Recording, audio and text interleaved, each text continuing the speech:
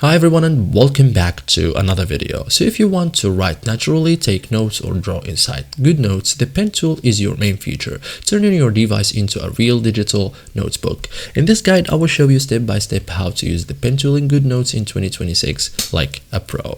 So first thing first, select the pen tool. Okay, so you have here writing tools, so tap writing tools. Okay, you have many options here: pencil, highlighter, okay, tape. So choose the pen. Okay, you are now ready to write, so start writing. For example, use your Apple Pencil or finger, or on your, for example, computer or laptop, you can use it too.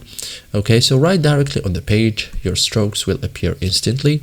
Change pen style, so tap the pen tool again to customize. For example, we have a lot of options. You can, for example, choose this.